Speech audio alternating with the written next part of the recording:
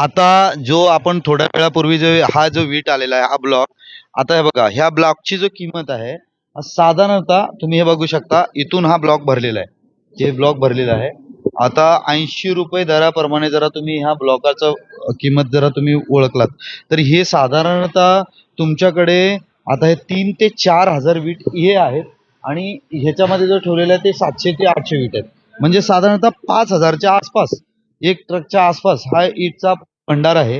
तर ही जे ईट आहे ही साधारणतः 1 लाख रुपयाच्या वरही, म्हणजे 1.25 लाख 1,20,000 एवढ्या किमतीची ही ईट आहे.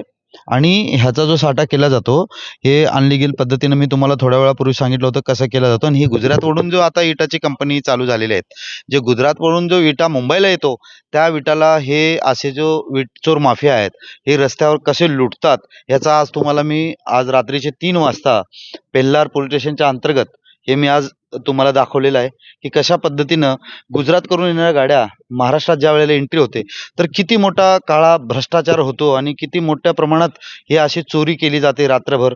आता माझी जी माहिती होती काही दिवसाच्या पूर्वी मी पेल्लार पोलीस स्टेशनला ही पत्र दिल्याच्या नंतर मला असं माहित होतं की ह्या पेल्लार पोलीस स्टेशनच्या हद्दीमध्ये साधारणतः 10 असे चोरीचे वीट धंदे करणारे लोक आहेत. ते वीट चोर माफिया आहेत आणि मोठे मोठे वीट चोरले बी जातात आणि त्यांच्याकडे काही केमिकल्सची पण चोरी होते.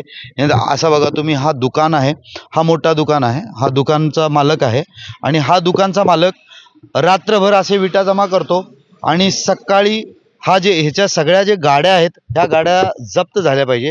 ह्याच्याकडे जे वाहन आहे ते वाहन सुद्धा ह्याचे जप्त झाले पाहिजे आणि या दुकानावर योग्य ती कारवाई झाली पाहिजे. प्रशासनाला माझी एवढी मांग आहे की बाबा आज जो आमच्या अनेक लोकांना जेवढे घरं महाग पडतात किंवा जो सरकारला टॅक्स देऊन लोक राबतात, ह्या लोकांच्या ह्याच्यामध्ये माती कालवण्याचं काम हे माफिया करत आहेत. आणि हा जो आता जो पेल्लारला तुम्ही बघताय की नॅशनल मार्बल अँड ग्रिड्सवाला आहे, हा तर सर्रास दिवसा ढवळ्या चोरी करत आहे. आता तुम्ही बघता आम्ही इथं सगळे लोक आलेलो आहोत आणि याला लागून सुद्धा हा राजस्थानी टाईल्सवाला आहे, म्हणजे हे पूर्ण बाहेरचे लोक इथे, म्हणजे हे अशा ह्या कामासाठीच ह्याचा वापर केला जातो की रात्रभर चोरीचे विटे घ्यायचे आणि दिवसभर मग त्याला उच्च दाममध्ये विकायचा. म्हणजे एका रात्रीमध्ये लाखो रुपयाची लूट हे लोक आज रोडवर थांबून करत आहेत. तर याला न्याय कोण देणार? तर मला माननीय देवेंद्र फडणवीस साहेब, हा वीट गुजरातमधून येते आणि गुजरातमधून ही वीट आल्याच्या नंतर गुजरातच्या कुठल्याही शहरामध्ये कुठल्याही गावामध्ये ही वीट विकली जात नाही किंवा तिथं काळा बाजार होत नाही. मग महाराष्ट्रामध्येच हा विटाची चोरी का होते? महाराष्ट्रामध्येच हे चोर का चोरी करतात? म्हणजे याचा आज याच्यावरून असं कळून येतं की महाराष्ट्रामध्ये कायदा सुव्यवस्था कशा पद्धतीने चाललेली आहे आणि महाराष्ट्रामध्ये कुठलाही कोणी येऊन काही चोरी करू शकतो. आज अनेकदा मी तुम्हाला गुटखाचा पर्दाफाश करताना मी तुमच्या पुढे आलेलो आहे, अनेकदा केमिकलचा, गॅसचा, हे असे जे अनेक अवैध धंदे आहेत ह्या धंद्यावाला महाराष्ट्रात कशी ऊत येत आहे आणि आज त्याच्यामध्ये साधा इटाची सुद्धा चोरी किती मोठ्या प्रमाणात होते आज तुम्ही ते बघू शकता.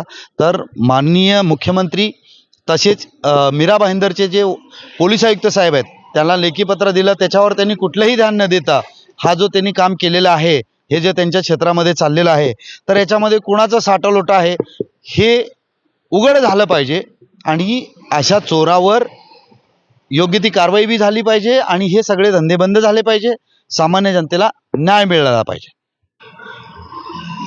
आता इथे वसईच्या हद्दीमध्ये म्हणजे पेल्लार असं एक गाव आहे आणि या पेल्लार गावाच्या इथं ही जी मार्बल दिसते नॅशनल मार्बल आणि ग्रेनाइट्स, ह्याबद्दल आम्ही एका 15-20 दिवसापूर्वी, एका महिन्यापूर्वी 2-3दा पोलिसांना पण लेखी पत्र दिलं होतं.